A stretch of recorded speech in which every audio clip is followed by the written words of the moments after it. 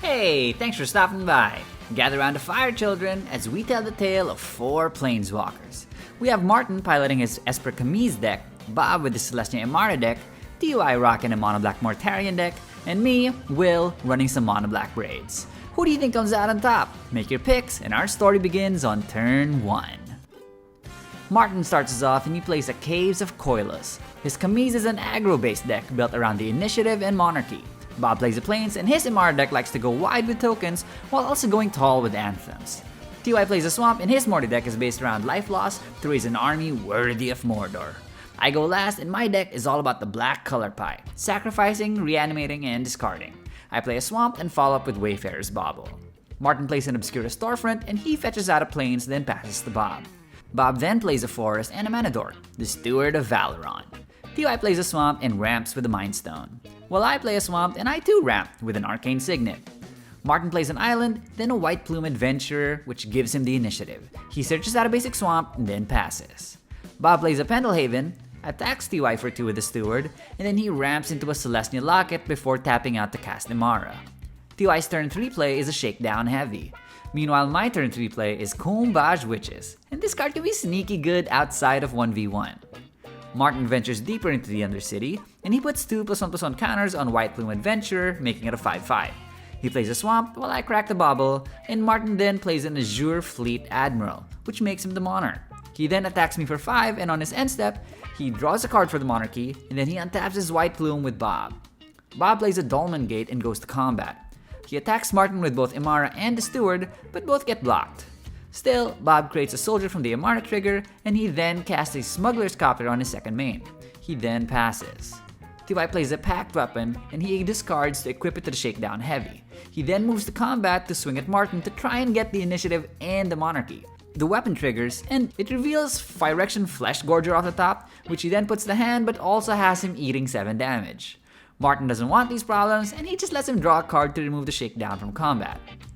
I play a Myriad Landscape, and I bring out Braids, and then Soldevi Adnate. I move to my end step, and I sacrifice this Soldevi Adnate, with both Martin and TY letting me draw, while Bob sacrifices his newly made soldier. Martin still has the initiative on his turn, and he ventures again, goading the Shakedown Heavy. He casts a Leisure Shredder, and for the second spell, a Norzov Signet. Leisure Shredder connives, and he gets to put a +1/+1 counter on it. He then passes, drawing a card for the Monarchy. Bob makes a big move, casting Eldrazi Monument, which should give his creatures +1/+1 flying and indestructible.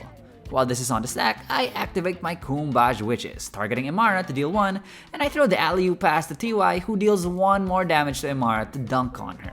In response, Bob uses her to crew the Copter, and he creates another 1/1 soldier. He then attacks Martin with the Copter, connecting for 4, and he gets both the initiative and the Monarchy. The Undercity lets him search out a basic forest, and he passes the turn, drawing. TY immediately goes to combat, and he attacks Bob with a Shakedown Heavy. The Packed Weapon triggers, revealing Mutilate off the top, and then to everyone's surprise, Bob decides to take the 10. This gives TY both the initiative and the Monarchy, which TY uses to fetch a basic Swamp, and then a second main, he decides to go ahead and just mutilate the board, giving everything -5/-5. Only the Shakedown Heavy survives, thanks to the pump from the Packed Weapon, and he draws for the Monarch when he passes the turn. I play a Sack Outlet in High Market, then I cast Chittering Witch, creating 3 1/1 rats. I then follow it up with Phyrexian Reclamation and pass the turn. Martin begins his rebuild with the Seasoned Dungeoneer, which allows him to snatch the initiative once more from TY, and he creates a 4/1 skeleton with Menace before passing. With no creatures in play, Bob has to sacrifice his Eldrazi Monument on his upkeep. Then on his main phase, he plays Emmara. He taps her to crew the Smuggler's Copter to create another 1/1 soldier, and the Copter then attacks TY, taking the Monarchy back. He then casts a Rampant Growth for his second main, and he searches out a Plains, and you can almost feel his playing with power playmat just shaking its head. Come on, Bob, where's the Nature's Lore? No, I'm kidding. Anyway, he draws for Monarchy, then passes. TY again goes straight to combat, sending the Shakedown Heavy at Bob, and he reveals Slaughter to take 4 with the Packed Weapon. Bob chooses to untap the Shakedown Heavy this time, and he lets TY draw. For his second main, TY plays a Cryptcast, and then follows it up with a Prototype Flesh Gorger, extorting it to deal 1 and gain 3. On his end step, one of my rats die over a deadly dispute, and I get to draw and create a treasure. I bring out Braids once more, then I play Vran Executioner Thane. I move to my end step, sacrificing another rat to Braids, which triggers Vron dealing 2 and gaining 2, and Martin sacrifices a skeleton, while Bob and TY both let me draw. Martin reaches the end of the Undercity, and he reveals the top 10 of his library, and out of the creatures he reveals, he decides to put a ghostly pilfer into play, as opposed to something like a Cathar Commando, which also came out, which could have blown up the packed weapon. He then moves to combat and attacks me with a Seasoned Dungeoneer, giving it protection from creatures, just essentially making it unblockable. It explores into Utter End, and I take 4. On his second main, he uses Ghostly Pilfer as a discard outlet, discarding Dothy Voidwalker and Dazzling Sphinx, and then he combos into Living Death. With this on the stack, TY goes for the throat on his own Crypt Gas to put it in the graveyard, while I try to dodge commander attacks by sacrificing Braids to the high market, gaining me 1 life. My Vron triggers, dealing 2 and gaining 2 again, and the era of the Voidwalker begins. Resolving ETBs, White Plume gets Martin the initiative again, and he enters the Undercity, searching out an island, which he then puts into play as his land for turn. He also gets the Monarchy back thanks to the Azure Fleet Admiral, and he passes the turn while drawing. Bob plays a Lean and War Leader, and for his second spell, enchants his Steward with the Shield of the Oversoul, making it now a 4/4 flying indestructible with Vigilance. Martin's Leisure Shredder connives, and Bob attacks me for 4 in the sky. With no flyers, I gotta take it. TY plays a Swamp, and Mortarion finally hits the board. He discards to equip the packed weapon to it, then on his main phase, he casts Vendetta to destroy Martin's Dazzling Sphinx, extorting it with the Crypt Gas to gain a much needed 3 life. But also, he loses 5 for just killing the Sphinx. The Shredder connives again, and on TY's end step, Morty triggers, and he sinks 3 mana there to make 3 2/2 Astartes with Menace. On my turn, I run another alley-oop play, and I tap the Witches to deal 1 to the Voidwalker, and TY dunks on it, dealing 1 more damage to kill it. These are some badass Witches, see? I told you! I play a Cabal Stronghold and cast a couple spells, the first of which is Yahenni, and the second being Razor Lash Transmigrant. Although unfortunately, nobody has 4 non-basics yet. Leisure Shredder connives, and I then cast my final spell for the turn, Oppression. On my second step, I sacrifice the Razor Lash Transmigrant to Braids, and both Martin and TY sacrifice a creature, but Bob lets me draw. With 2 of my opponent's creatures dying, Yahenni gets 2+1/+1 counters on him. Martin continues his adventures in the Undercity, giving 2+1/+1 counters to his White Plume adventure once more, and he casts his commander, Kamiz Obscura Oculus, discarding a card to Oppression. He then casts Stolen Identity, discarding another card to Oppression, and makes a copy of White Plume Adventurer. He takes another initiative and decides to goad Yahenni this time. He ciphers the Stolen Identity onto the Leisure Shredder, which connives away an Archfiend of Ifnir. Martin then decides to attack me with both the White Plume and the Shredder, but before we get to damage, we got a couple of Kamiz triggers to resolve. He gives the White Plume unblockable, and then he gives the Ciphered Shredder double strike. In response, TY casts Slaughter on the bird, buying it back with 4 life, and this saves the table from essentially a double casting of Stolen Identity. Yahenni sees the Leisure Shredder die, and he grows, but I also take the 5 unblockable damage. Martin draws for the Monarchy, then untaps on Bob's turn. Bob plays a new Benalia for his 4th non-basic land, and this turns my Razor Lash finally online. He goes to combat and attacks Martin with the Steward and the Lean and War Leader, and 2 lifelink cats come into play. Martin blocks the 2/1s, but he takes the 8. With combat damage dealt, Bob takes both the initiative and the Monarchy, and he then puts 2+1/+1 counters on the Steward, now making it a 6/6 on top of having Vigilance, Flying, and Indestructible. He then casts Camaraderie, drawing 4 and gaining 4. He then casts Intangible Virtue, discarding 1 card to Oppression, and after that, he draws for Monarchy and passes the turn. TY plays a Swamp while I crack my Myriad Landscape, and he goes straight into combat. He declares attacks at Bob with 2 Menace Astartes, while Morty swings at me.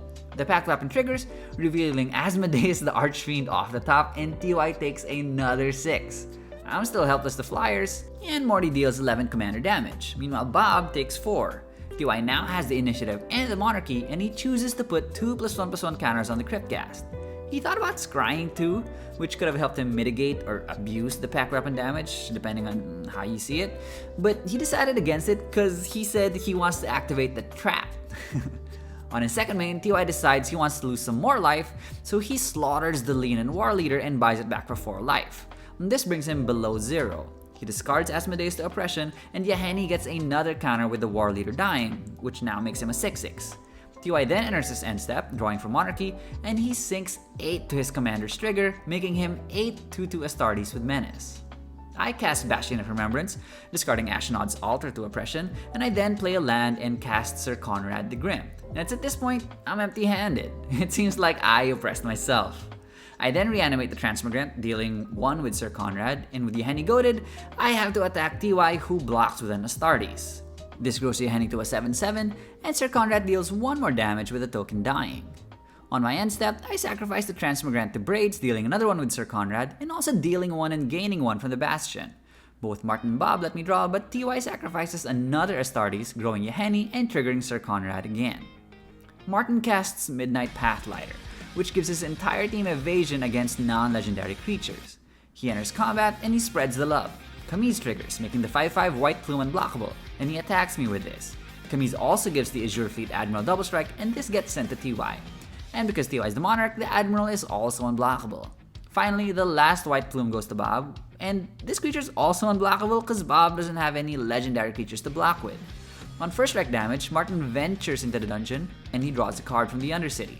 Then, when normal combat damage resolves, multiple ventures trigger. Martin reveals his top 10, and he fetches out a Grim Hireling. He then searches out a basic land to hand, grows the Hireling, and finally he goads Yeheni once more. The only upside is that Martin is now down to 2 cards, and we know that one of them is an island that he just put to hand. However, he does declare that he has a card in hand that can just take care of Morty, which will then auto-kill TY, because no creature would then be holding the packed weapon. Martin asks TY what his move is, and TY, to his credit, is actually pretty honest, saying he'll likely go after him or Bob, since their decks are more likely to draw a disenchant effect as opposed to my mono black deck. In the end, Martin decides against it, passing the turn and drawing for Monarch, and then untapping his creatures during Bob's turn. Bob casts a late game Soul Ring. Still good, not as good, and he discards a ramp spell to Oppression. He then plays Captain of the Watch, discarding again, but this creates him 3 1/1 tokens while also giving his soldiers +1/+1 in Vigilance. He then plays Watley, Radiant Champion, and finally emptying his hand. He crews the copter with one of the soldiers, and he minuses Watley, giving his steward +8/+8 and making it a 14/14 flyer. This means Martin and I are both dead on board. Bob goes back and forth on who should live, as we both give out reasons why we would be more useful alive than dead. And in the end, Bob decides Martin's the bigger threat, and he swings the steward at Martin, while also, as a consolation prize, swings the copter at me. I declare no blocks and I take the 3, but Martin makes a last-ditch effort to save himself. In doing so, he also asks TY to not kill him the next turn, because he won't be taking out Morty in the process, and we finally see what he means when he casts the March of Swirling Mist, targeting the steward, causing it to face out. Martin survives the turn, and with no cards in hand, Bob passes as TY cracks his Mind Stone on the end step. TY untaps at -13 life, and he plays a Swamp, and he tells us he's gonna go for the win. He casts Dragon Throne of Tarkir, which is essentially like an overrun, but in colorless. He equips the Dragon Throne to Morty, and all his creatures gain +5/+5 and Trample. It's like a Crater Hoof in black. He swings the Crypt Gas and 2 Astartes at Bob, and then 3 Astartes each at me and Martin. At this point, I realize why math is for blockers, and I'm the blocker. I have 7 life with 21 trampling coming my way, and so I bring back the Razorlash Transmigrant, dealing 1 to all with Sir Conrad. It can't block, sure, but I can sacrifice it to Yeheni, dealing another 1, and more importantly, gaining me 1. I then sacrifice the Adnate to itself, generating 2 mana, triggering both the Bastion and Sir Conrad, gaining me another life while dealing 2.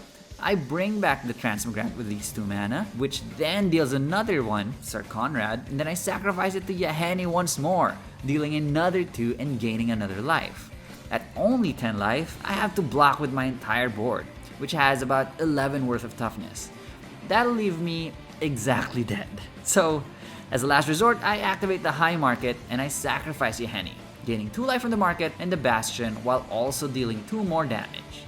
Combat damage resolves and I go down to 2. However, since 4 of my creatures died, I'm back at 6. Woohoo! The rest of the attacks though kill off Bob and Martin. I think I'm in decent enough shape here, but something happens that I didn't expect. TY gets the Undercity, and he activates the trap! No! I lose 5 life and I'm back to 1. Before passing, he casts Kotafed as a blocker just in case, and he passes the turn to me.